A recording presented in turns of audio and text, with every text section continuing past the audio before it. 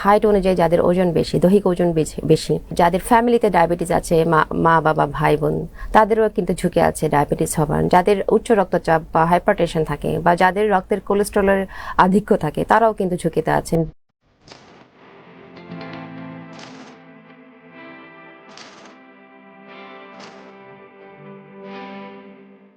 প্রিয় দর্শক, মিডিভয়েস স্বাস্থ্যকথন অনুষ্ঠানে স্বাগত জানাচ্ছি আবু নাঈম মনির।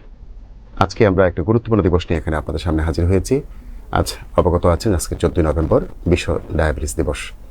ডায়াবেটিস আসলে শারীরিক এমন একটি সমস্যার নাম, যেটি কোনো ব্যক্তির শরীরে যদি শনাক্ত হয় বা দেখা দেয় বা উনি আক্রান্ত হন, তাহলে তার অন্যান্য অর্গানগুলো মারাত্মক স্বাস্থ্য ঝুঁকিতে পড়ে। সুতরাং এখান থেকে মুক্তির জন্য আমাদেরকে অবশ্যই সচেতন হতে হবে। তো এই বিষয়গুলো নিয়ে মানুষকে সচেতন করার জন্যই, দর্শকদের সচেতন করার জন্য আজকে আমাদের আয়োজন। আমাদের আজকের বিষয়বস্তু হচ্ছে ডায়াবেটিসের ঝুঁকি এবং সুরক্ষার উপায়। এই বিষয়ের উপর আলোচনার জন্য আমাদের স্টুডিওতে উপস্থিত আছেন বঙ্গবন্ধু শেখ মুজিব মেডিকেল বিশ্ববিদ্যালয়ের এন্ডোক্রাইনোলজি বিভাগের সহকারী অধ্যাপক ডাক্তার মারুফা মুশতারি। ম্যাডাম, আপনাকে আমাদের স্টুডিওতে স্বাগতম। মিডিভয়েসকে অবশ্যই ধন্যবাদ জানাচ্ছি যে বিশ্ব ডায়াবেটিস দিবস উপলক্ষে এই ধরনের একটি অ্যাওয়ারনেস প্রোগ্রামের আয়োজন করার জন্য, এবং দর্শকদেরকে ধন্যবাদ। ম্যাডাম, ডায়াবেটিসে যারা আক্রান্ত হয় তাদের চিকিৎসাটা কেমন হবে এবং এখান থেকে নিয়ন্ত্রণের উপায়টাও কেমন হবে, একটু জানাবেন। জি, 14 নভেম্বর বিশ্ব ডায়াবেটিস দিবস আপনি বলেছেন, আমরা সবাই জানেন। তো এইবারে যে প্রতিপাদ্য বিষয়, ডায়াবেটিস সম্পর্কে জানুন, ঝুঁকি সম্পর্কে জানুন, এমন করণীয় সম্পর্কে জানুন। এখন চিকিৎসা পদ্ধতি আসলে আমি পরে আসছি, এখন আগে একটু বলতে চাচ্ছি ডায়াবেটিস সম্পর্কে জানুন বলতে আসলে কি আপনার ডায়াবেটিস হচ্ছে কিনা সেটা জেনে নিন। সেটা জানতে হলে কি করতে হবে, আপনি হয়তো বলতে পারেন বা কেউ বলতে পারে যে আমার কোনো লক্ষণ নাই বা পরিবারে কারো ডায়াবেটিসে আক্রান্ত হওয়ার কোনো ইতিহাস নাই, তাহলে কেন আমি জানবো বা আমার ডায়াবেটিস কেনই বা হবে। তো সেই ক্ষেত্রে আসলে বলে রাখি যে আসলে আমরা সবাই ঝুঁকিতে আছি। তো ডায়াবেটিসের যে কেউ আক্রান্ত হতে পারে এবং যে কোনো সময় আক্রান্ত হতে পারে। সুতরাং আপনি যদি ঝুঁকিতে থাকেন, আপনার ডায়াবেটিস হচ্ছে কিনা সেটা জেনে নিন, এবং এই পদ্ধতিতে কি কি করা লাগবে সেটা আমরা ধাপে ধাপে আসছি, সেটাও জানতে হবে। আচ্ছা, তাহলে একটু আমরা শুনবো যে আমার চিকিৎসার বিষয়টা শুনবো, পাশাপাশি নিয়ন্ত্রণ উপায়গুলো একটু জানাবেন। জি, চিকিৎসা পদ্ধতি যেহেতু ডায়াবেটিসের ধরন অনুযায়ী চিকিৎসা পদ্ধতি, আমরা জানি ডায়াবেটিস মূলত দুই প্রকার, টাইপ 1, টাইপ 2 ডায়াবেটিস। আরও যদি বিশদভাবে বলতে চাই যে 4 প্রকারের ডায়াবেটিস আছে: টাইপ 1 ডায়াবেটিস, টাইপ 2 ডায়াবেটিস, গর্ভকালীন ডায়াবেটিস এবং অন্যান্য কারণজনিত ডায়াবেটিস। এখন টাইপ 1 ডায়াবেটিস যাদের হয় তাদের কিন্তু ইনসুলিনের ঘাটতি থাকে, একদম অ্যাবসলিউট ডেফিসিয়েন্সি, তাদের শরীরে ইনসুলিনটা তৈরি হয় না। তাহলে তাকে জীবন ধারণের জন্য চিকিৎসা হিসাবে ইনসুলিনই নিতে হবে। আর টাইপ 2 ডায়াবেটিসে যেটা হয় যে ইনসুলিন তৈরি হয় কিন্তু অকার্যকর থাকে, যেটাকে বলা হচ্ছে ইনসুলিনের সংবেদনশীলতা কমে যায় বা ইনসুলিন রেজিস্ট্যান্স। সেই ক্ষেত্রে তাকে সুস্থ একটা জীবন ব্যবস্থাপনা মেনে চলার পাশাপাশি কিছু ওষুধ বা ইনসুলিন, কখনো কখনো ইনসুলিন প্রয়োজন হয়, ওষুধ বা ইনসুলিনের মাধ্যমে তার চিকিৎসা পদ্ধতি চালিয়ে যেতে হচ্ছে। টাইপ 1 ডায়াবেটিসটা কাদের হয় আসলে একটু বলবেন? টাইপ 1 ডায়াবেটিস আসলে শুরু হয় বাচ্চাদের ক্ষেত্রে, সাধারণত বাচ্চাদের হয় বা অ্যাডালসেন্ট বা মানে বয়সন্ধিকালে হয়, কোনো কোনো ক্ষেত্রে বড়দেরও হতে পারে। আচ্ছা, অসংখ্য ধন্যবাদ আপনাকে, খুব চমৎকার করে বিষয়গুলো বলছেন। আমরা একটু জানতে চাইবো কারা ডায়াবেটিসের ঝুঁকিতে আছেন। আপনি শুরু থেকে কিছুটা ধারণা দিয়েছেন যে আমি আসলে ড্যাম কেয়ার থাকবো, আমি কোনো বেপরোয়া থাকবো, কিন্তু এই সুযোগটা আসলে নেই। তো আপনি একটু জানাবেন যে কারা আসলে ডায়াবেটিসের ঝুঁকিতে। ডায়াবেটিসে কারা ঝুঁকিতে আছে, এক কথায় যদি বলি আমরা সবাই ঝুঁকিতে আছি, কারণ আমরা এশিয়ার কান্ট্রিতে থাকি। এশিয়া মহাদেশে যারা আছেন তারা মোটামুটি সবাই জেনেটিক কারণে ঝুঁকিতে আছেন। আর বাকি যারা আছেন, যেমন যাদের ওজন বেশি বা স্থূলতায় ভুগছেন, হাইট অনুযায়ী যাদের ওজন বেশি, দৈহিক ওজন বেশি, যাদের ফ্যামিলিতে ডায়াবেটিস আছে, মা বাবা ভাই বোন, তাদেরও কিন্তু ঝুঁকি আছে ডায়াবেটিস হবার। যাদের উচ্চ রক্তচাপ বা হাইপারটেনশন থাকে বা যাদের রক্তের কোলেস্টেরলের আধিক্য থাকে, তারাও কিন্তু ঝুঁকিতে আছেন। বা যাদের পূর্বে ডায়াবেটিস বা প্রি ডায়াবেটিসের কোনো ইতিহাস যদি থাকে, মানে প্রি ডায়াবেটিসে যারা থাকেন তারাও কিন্তু ভবিষ্যতে ডায়াবেটিসের ঝুঁকিতে আছেন। বা যেসব মায়েরা গর্ভকালীন ডায়াবেটিসে এর আগে ভুগেছেন, তারাও কিন্তু ভবিষ্যতে ডায়াবেটিসের ঝুঁকিতে আছেন। এছাড়া যাদের 35 বছর বয়স হয়ে গেছে অলরেডি, তারাও ঝুঁকিতে আছেন। আরও কিছু রোগ আছে, যেমন পলিসিস্টিক ওভারি সিন্ড্রোম, যেটা মেয়েদের হয়, টিনেজের হয়, তারাও কিন্তু ডায়াবেটিস ঝুঁকিতে আছেন। অথবা যেসব মায়েরা বড় বাচ্চা ডেলিভারির ইতিহাস আছে, তারাও কিন্তু ভবিষ্যতে ডায়াবেটিসের ঝুঁকিতে আছেন, বা যারা কিছু ওষুধ খান স্টেরয়েড জাতীয় ওষুধ তারাও ঝুঁকিতে আছেন। অসংখ্য ধন্যবাদ ম্যাডাম, খুব চমৎকার করে বিষয়টি ধারণা দিয়েছেন। তো একজন যখন ডায়াবেটিস আক্রান্ত হয়ে যায় তখন নিয়ন্ত্রণের বিষয়টা খুব স্বাভাবিকভাবেই চলে আসে। যদি নিয়ন্ত্রণে উনি পদক্ষেপ না নেন তাহলে তার কি স্বাস্থ্য ঝুঁকি দেখা দিতে পারে? হ্যাঁ, ডায়াবেটিস আসলে একটা দীর্ঘমেয়াদী যেমন সমস্যা, তেমনি ঠিক এটা হচ্ছে সাইলেন্ট কিলার বলা হচ্ছে, মানে নীরব ঘাতক। জি। ডায়াবেটিস যাদের হয় অনেক সময় কি, মানে দুর্ভাগ্যবশত বলবো আমি, যে যাদের ডায়াবেটিস হচ্ছে নতুন, তারা কিন্তু কোনো সিমটমলেস, তাদের খুব একটা লক্ষণ থাকে না। প্রতি 10 জনের 6 জনই জানে না যে তাদের ডায়াবেটিস হয়েছে। ঠিক তেমনি যেহেতু যাদের লক্ষণ থাকে না, হয়তো তার ডায়াবেটিস অনেক দিন ধরে থাকে, বিশেষ করে টাইপ 2 ডায়াবেটিসের কথাই বলছি, তারা যখনই আসেন ডায়াবেটিস রোগ নিয়ে, তখন অলরেডি তাদের কিছু না কিছু কমপ্লিকেশন নিয়ে আসেন। যেমন ওদের অলরেডি হয়তো চোখের সমস্যা হয়ে গেছে বা কিডনির সমস্যা হয়ে গেছে। সুতরাং যাদের ডায়াবেটিস আছে, নিয়ন্ত্রণে নাই, অথবা দীর্ঘমেয়াদী ডায়াবেটিস, তারা বিভিন্ন রকমের কমপ্লিকেশন তাদের হতে পারে। একটা হচ্ছে চোখ থেকে যদি শুরু করি, চোখে রক্তক্ষরণ বা অকালে চোখে ছানি পড়া, তারপরে হচ্ছে তার কিডনির সমস্যা, তারপরে স্নায়ুতন্ত্রের সমস্যা বা নার্ভের সমস্যা, স্ট্রোক হতে পারে, তার হার্টের সমস্যা হতে পারে। এছাড়াও আরও বিভিন্ন রকমের কমপ্লিকেশন, পুরুষদের বা মহিলাদের সেক্সুয়াল সমস্যাও হতে পারে, অনেকে সন্তান ধারণের সমস্যা হতে পারে, নানাবিধ কমপ্লিকেশন হতে পারে। অসংখ্য ধন্যবাদ। ডায়াবেটিস নিয়ন্ত্রণের জন্য আমাদের বর্তমান প্রেক্ষাপটে বেশ কিছু কথাবার্তা বাজারে চালা হচ্ছে। আমরা কিটো ডায়েটের কথা আমরা শুনি। এটা আসলে মানে কিটো ডায়েট মানে সবার জন্য এটা প্রযোজ্য কিনা, আর এটা নিয়ন্ত্রণের জন্য এটা কোনো বৈজ্ঞানিক কোনো উপায় কিনা আপনি বলবেন একটু। আসলে ডায়াবেটিস যাদের হয়েছে তাদের, আপনি চিকিৎসার কথা প্রথমে বলেছিলেন, চিকিৎসা পদ্ধতি শুরুই করতে হবে আপনার একটা সুস্থ জীবন ব্যবস্থাপনার মাধ্যমে। যে সুস্থ জীবন ব্যবস্থাপনা বলতে আসলে বলা হচ্ছে এখানে খাবারের ব্যবস্থাপনা, আর হচ্ছে দৈহিক পরিশ্রম বা এক্সারসাইজ বা ব্যায়াম। এখন খাদ্য যে ব্যবস্থাপনা, সেটা ডায়াবেটিস রোগীদের জন্য আসলে আলাদা করে কোনো খাবারের কোনো ব্যবস্থাপনা নেই বললে চলে। যেটা করতে হবে সেটা হচ্ছে ব্যালেন্স ডায়েট বা স্বাস্থ্যসম্মত খাবারটা খেতে হবে। এখন স্বাস্থ্যসম্মত খাবার বলতে আমরা যেটা বোঝাচ্ছি যে এখানে সঠিক পরিমাণে বা সঠিক অনুপাতে যে কার্বোহাইড্রেট বা শর্করা, আমিষ এবং ফ্যাট থাকতে হবে। সেটা সাধারণত অনুপাত হিসাবে যদি বলি বা পার্সেন্টেজ হিসাবে যদি বলি, যে 45 থেকে 60% কার্বোহাইড্রেট বা শর্করা, প্রোটিন হচ্ছে 15 থেকে 30, আবার ফ্যাট হচ্ছে সেখানে 20 থেকে 30। এটা হচ্ছে স্বাস্থ্যসম্মত খাবার বা ব্যালেন্স ডায়েট। আর আপনি যেটা বলছেন কিটো ডায়েটে যেটা হয় যে এখানে শর্করার পরিমাণ অনেক কম থাকে, 5 থেকে 10%, আর ফ্যাটের পরিমাণ থাকে 70%। কিন্তু দেখা গেছে বিভিন্ন গবেষণায় যেটা দেখা গেছে, কিটো ডায়েট সাময়িকভাবে হয়তো আপনার কিছুটা ওজন কমাবে ঠিকই, বাট এটা কখনোই স্বাস্থ্যসম্মত না। এটাতে যেটা হয়, হার্ট অ্যাটাকের ঝুঁকি অনেক পরিমাণ বাড়িয়ে দেয়, মানে প্রায় দ্বিগুণ বাড়িয়ে দেয়। আলটিমেটলি তাদের লাইফ স্প্যান বা তাদের যে আয়ুকালটা কমে যাচ্ছে। সুতরাং এটা কখনোই স্বাস্থ্যসম্মত হতে পারে না কিটো ডায়েট। অসংখ্য ধন্যবাদ। এবার শুনবো ডায়াবেটিসের, ইতিমধ্যে আলোচনা করেছেন কিন্তু তারপর একটু জানতে চাই বিস্তারিতভাবে ডায়াবেটিসের সর্বাধুনিক যে পদ্ধতি, চিকিৎসা পদ্ধতি, এটা নিয়ে বলবেন। এটা আমাদের দেশে কতটা সহজলভ্য? জি, জীবন ব্যবস্থাপনার পাশাপাশি যে ট্রিটমেন্ট আমরা চালিয়ে দিয়ে ওষুধের মাধ্যমে, এই ক্ষেত্রে 2 ধরনের মূলত ওষুধ আছে। একটা হচ্ছে মুখে খাওয়ার ওষুধ আর ইনজেকশন।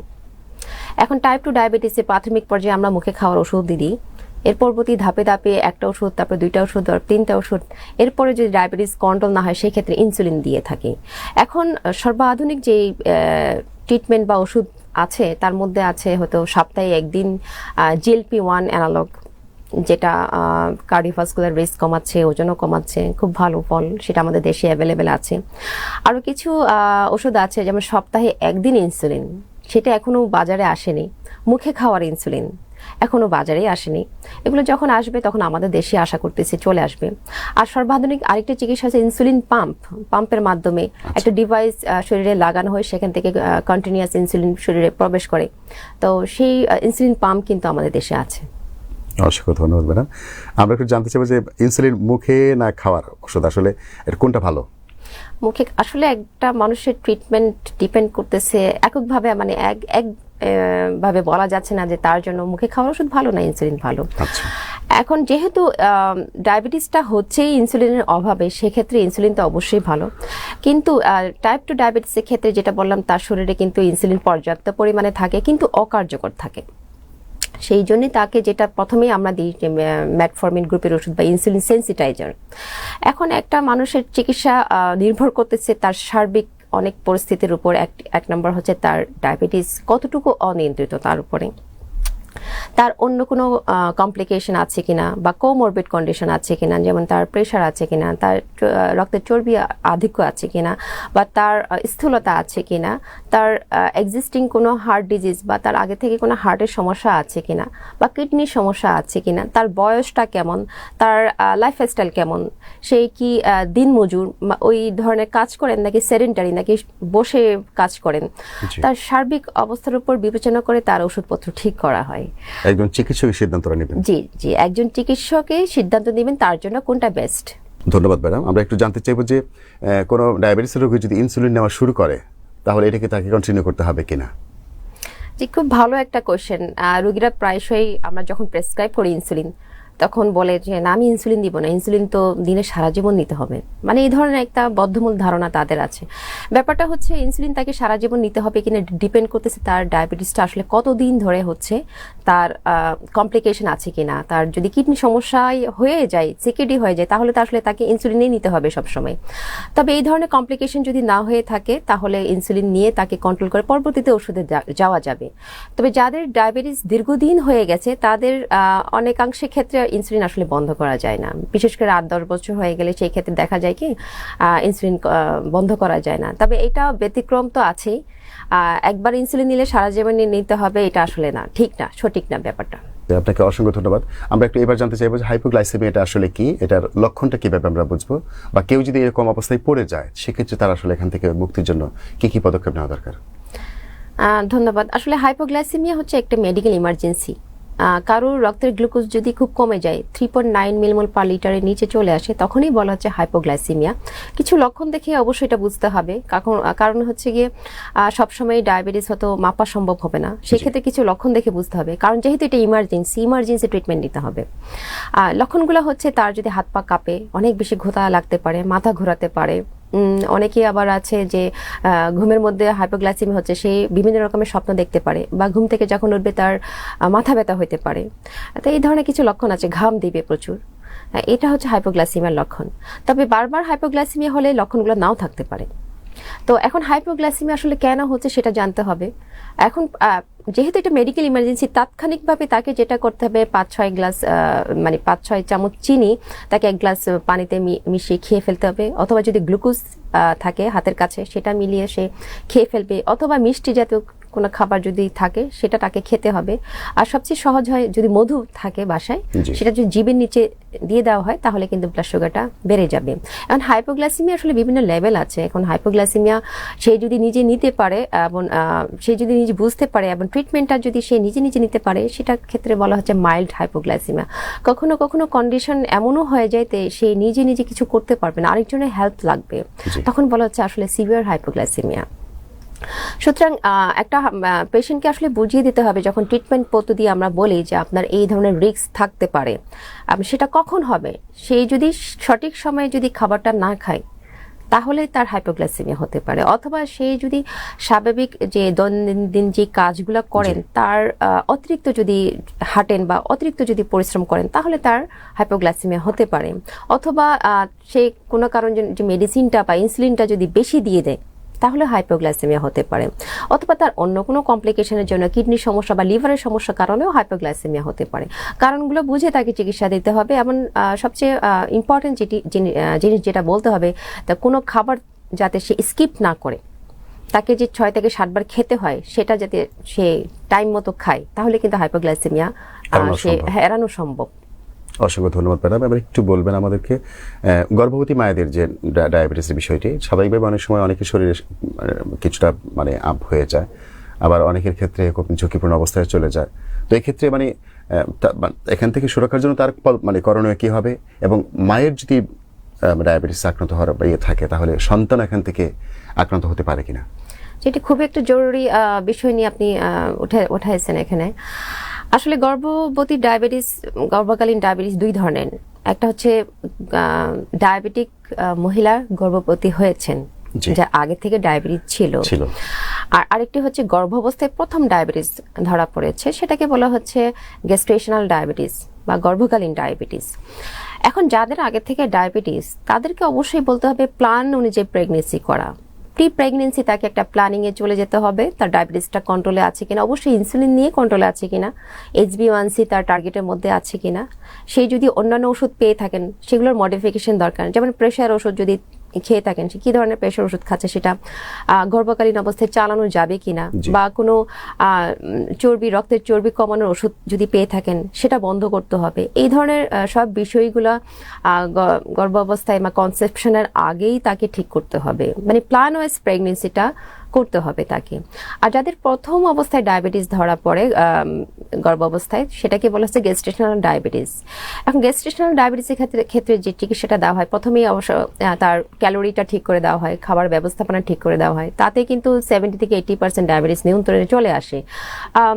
যদি না আসে, সেক্ষেত্রে ইনসুলিন দিতে হবে। ইনসুলিন হচ্ছে সবচেয়ে সেফেস্ট ড্রাগ ডিউরিং প্রেগনেন্সি।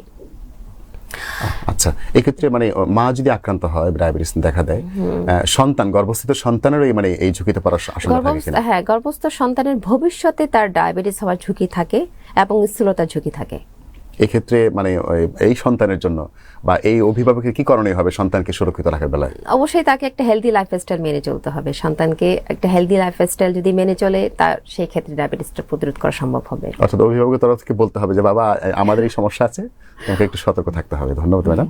আমরা একটু শুনতে চাইবো, যারা এখনো ডায়াবেটিসে আক্রান্ত হয়নি, তার ডায়াবেটিস থেকে সুরক্ষার জন্য তার লাইফস্টাইলটা কেমন হবে একটু বলবেন?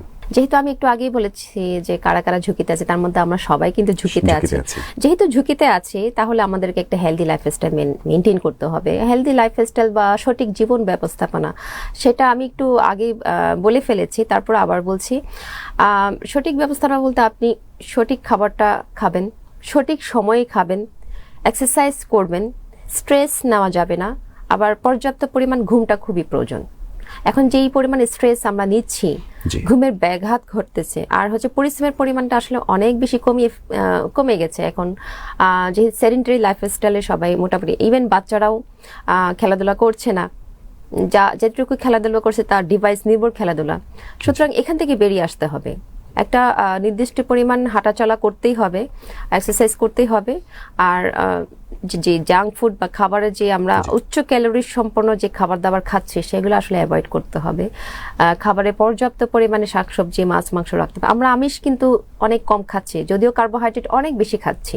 যেটা বললাম যে 45 থেকে 55 বা 60% কার্বোহাইড্রেট থাকা দরকার, সেই ক্ষেত্রে আমরা 80 থেকে 90% কার্বোহাইড্রেট খাচ্ছি, সেটা কমাতে হবে। আমিষের পরিমাণ কিন্তু বাড়াতে হবে, আমিষ কিন্তু অনেক কম খাচ্ছি। আর ক্ষতিকারক চর্বি কম খেতে হবে, ভালো চর্বি যেমন বাদাম, হ্যাঁ, তারপরে মানে পলি আনস্যাচুরেটেড ফ্যাটি অ্যাসিড যেগুলো, ওই ধরনের খাবার, মাছের তেল, এগুলা ভালো চর্বি। গুড ফ্যাট খেতে হবে, ব্যাড ফ্যাট অ্যাভয়েড করতে হবে। যে মাছের তেলের কথা বলেছেন, সেক্ষেত্রে পাঙ্গাস যে মাছ পাওয়া যায়, প্রচুর তেল সর্বস্ব একটা মাছ বলা যায়, সেই পাঙ্গাসের ব্যাপারে আপনাদের কি চিন্তা? আসলে সামুদ্রিক মাছগুলো সবচেয়ে ওমেগা 3 ফ্যাটি অ্যাসিড থেকে সামুদ্রিক মাছে। আচ্ছা, অসংখ্য ধন্যবাদ।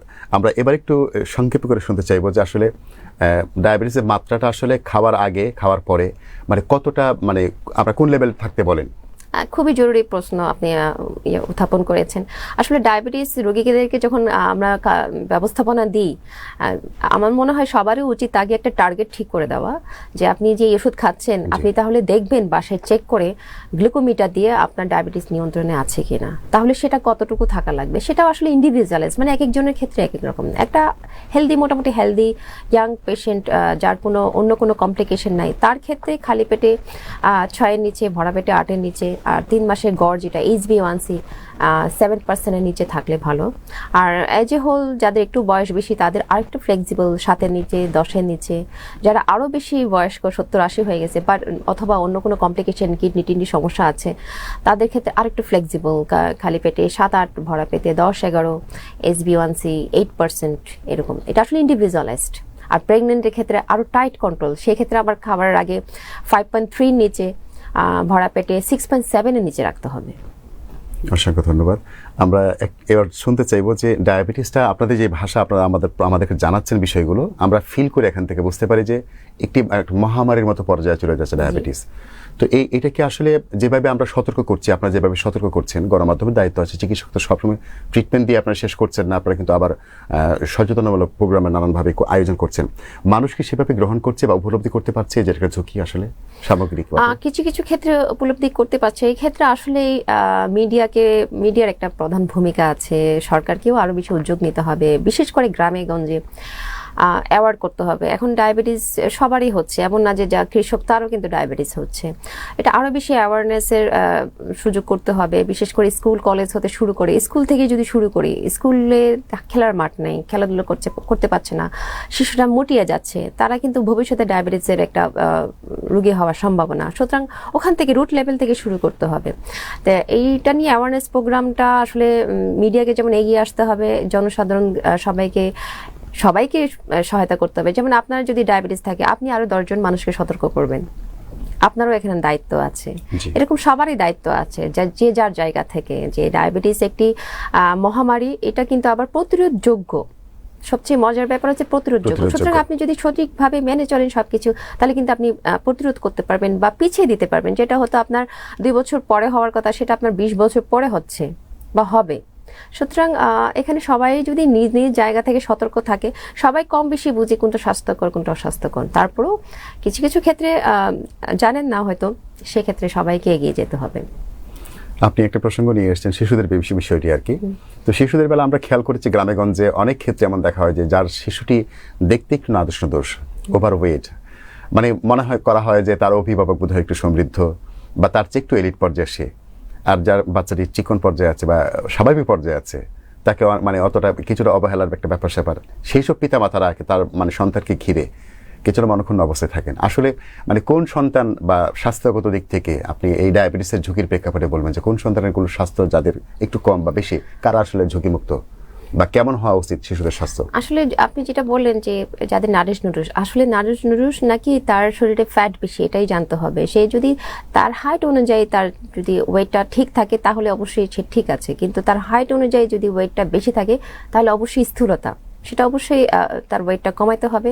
এবং প্যারেন্ট বা অভিভাবকদের বোঝাতে হবে যে ওনার বাচ্চাকে যে বেশি খাওয়াচ্ছেন, আসলে কি খাওয়াচ্ছেন। মোস্ট অফ দ্য কেস কিন্তু ভাত বেশি খাওয়ানো হচ্ছে। ভাত কিন্তু খায় অনেকে, 3 বেলায় ভাত খায়, এমন প্রচুর খায়।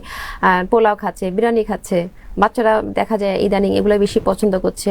আর তো ফাস্টফুড তো আছেই, বার্গার পিজা এগুলো তো খাচ্ছে। গ্রামে গঞ্জেও কিন্তু এখন চিকেন ফ্রাই, ফ্রেঞ্চ ফ্রাই এগুলো চলে আসছে, এগুলো খাওয়াচ্ছেন। হয়তো একটা সন্তান বা 2টা সন্তান, খুব আদরের সন্তান, যাই চাচ্ছে তাই খাওয়ানো হচ্ছে। আবার একই সাথে কিন্তু তারকে শাকসবজি খাওয়ানো হচ্ছে না, ফলমূল খাওয়ানো হচ্ছে না। মানে হেলদি লাইফস্টাইল, মানে হেলদি খাবারটা কি তাদেরকে আসলে বোঝাতে হবে। হেলদি খাবার বলতেই যে বেশি বেশি করে খাওয়া সেটা না, এখানে পুষ্টি কতটুকু আছে সেটাও বোঝাতে হবে। এখানে ভিটামিনস আছে কিনা, সব মাইক্রোনিউট্রিয়েন্ট মানে তার আমিষটা ঠিক মতো আছে কিনা, ফ্যাট ঠিক মতো আছে কিনা, কার্বোহাইড্রেট ঠিক অনুপাতে আছে কিনা, এগুলো একটু বোঝাতে হবে রোগীদেরকে। রোগীরা অনেক সময় বোঝেও না, অনেকেই বোঝেন না। তো এইটার সম্পর্কে যদি একটু ধারণা দেওয়া হয়, সেটা বিভিন্ন ইয়ার মাধ্যমে, বিভিন্ন যে এডুকেশন প্রোগ্রামগুলো যদি করা হয় স্কুল কলেজে, তাহলে সেই ক্ষেত্রে বাচ্চারা, টিচাররা যদি জানে, বাচ্চারাও জানবে। সেই ক্ষেত্রে অভিভাবকদেরকেও আনা যদি যায়, তাহলে আরো ভালো। একটা বিষয় জানা খুব দরকার, সেটা হচ্ছে আমরা আসলে উচ্চতার বিষয়ের আলোকে আমাদের ওজন কত হবে, আপনারা আসলে আদর্শ কি মানটা মানে বলেন? এটা আসলে আমরা একটা মানে বিএমআই বের করতে হয়, বডি মাস ইনডেক্স, মানে হাইট অনুযায়ী তার উচ্চতা কত হবে, মানে উচ্চতা অনুযায়ী তার ওয়েটটা কেমন হবে।